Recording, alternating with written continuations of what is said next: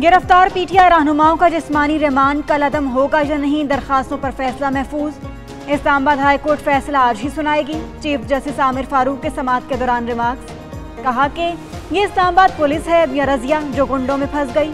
शुएब शाहीन ने पिस्टल रख लिया, फलां ने डंडा मारा, बैरिस्टर गौहर ने असलहा रख लिया। ये क्या है, क्या मैं नहीं जानता इनको। ये तज़हीक है। मुकदमे में मुज़ाहका खेज किस्म के इल्जामात लगाए गए। अगर इल्जाम दुरुस्त भी मान लें तो इसका एक तरीकाकार है। ये स्टोरी जिसने बनाई मजेदार किस्म की कहानी है, इस पर फिल्म बन सकती है।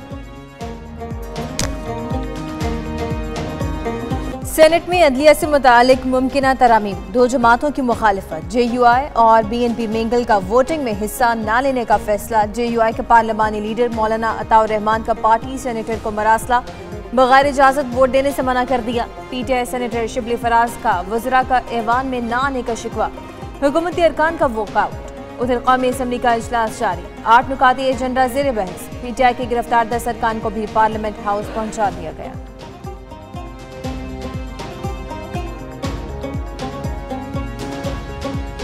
जजिस तकर्री के लिए कायम जुडिशल कमीशन की अहम बैठक। चीफ जस्टिस काजी फाजीसा की जेर सदारत इजलास में जुडिशल कमीशन रूल्स पर गौर। जजिस तकर्री के रूल्स का भी जायजा। इजलास में तमाम हाई कोर्ट्स के चीफ जस्टिस और सीनियर तरीन जजिस खुसूसी तौर पर शरीक। चारों सूबों के वज़राए कानून भी मौजूद। वज़ीर आला बलोचिस्तान सरफराज बुगटी बतौर सूबाई वज़ीर कानून इजलास में शरीक। मुल्ज़िमा नताशा की रिहाई का मामला लटक गया, जेल में ही रहेगी। सानिहा कारसाज हादसा केस की मरकजी मुल्ज़िमा की दरखास्त से जमानत मुस्तरद।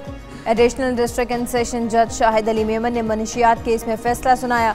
पुलिस की जानिब से मुल्ज़िमा के खिलाफ 2 मुकदमा दर्ज किए गए थे। नताशा की पहले मुकदमे में जमानत मंजूर और दियत को भी कबूल किया जा चुका।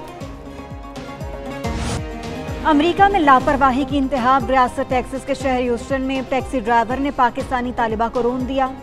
ड्राइवर फरार, तालिबा तशवीशनाक हालत में अस्पताल मुंतकिल। 24 साला दानिया जहीर के 6 मुख्तलिफ हड्डियां फ्रैक्चर हो गईं, सर्जरी की जाएगी। ह्यूस्टन में पाकिस्तानी काउंसल जनरल आफ्ताब चौधरी, साबिक वजीर बाबर गौरी की जख्मी तालिबा की अस्पताल में इयादत, हौसला बढ़ाया।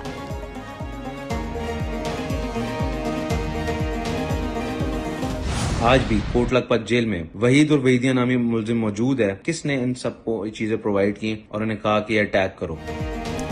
टीपी भट्ट और टीपू ग्रुप की दुश्मनी और कितनी जाने लेगी। बालाश टीपू के भाई अमीर मुआसब टीपू को भी जान का खतरा, पुलिस से इंसाफ की अपील। बयान में कहा कि टीपी भट्ट ने हमें मरवाने के लिए शूटर्स को पैसे दे दिए हैं। मेरे दादा, बाप और भाई को कत्ल करवाया गया। हमारे 11 गनमैन और मुलाजिम 2 हमलों में मारे गए। ये सारे हमले तीफी भट्ट ने करवाए। CCPO लाहौर इंसाफ करें और तीफी और गोगी भट्ट को गिरफ्तार करें।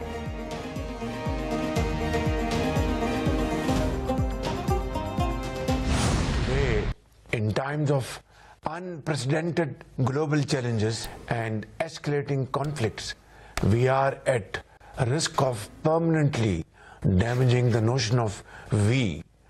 A collective we requires a degree of equality and justice. नए आलमी चैलेंजेस और बढ़ती कशीदगियों से दुनिया के तकसीम होने का खतरा।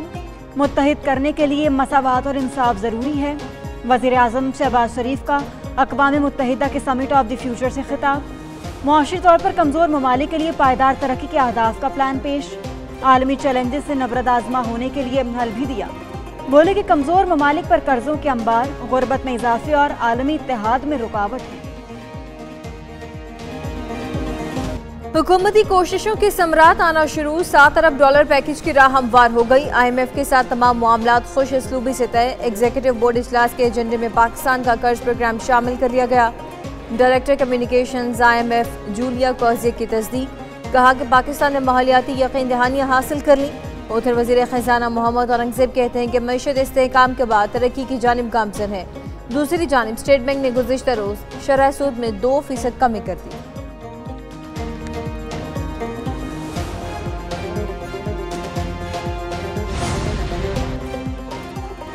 मुल्क मुआशी इस्तेहकाम की जानिब गामज़न। एशियाई तरक्याती बैंक ने 32 करोड़ डॉलर कर्ज की मंजूरी दे दी। एलामिया जारी, रकम KP में सड़कों की बहाली के लिए खर्च होगी। वज़ीर आज़म शहबाज शरीफ और वज़ीर आला पंजाब मरियम नवाज का खैर मकदम।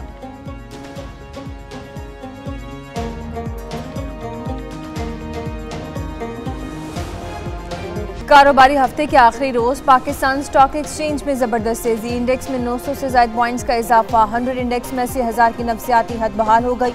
गुज़िश्ता रोज इंडेक्स 79,017 पॉइंट्स पर बंद हुआ था।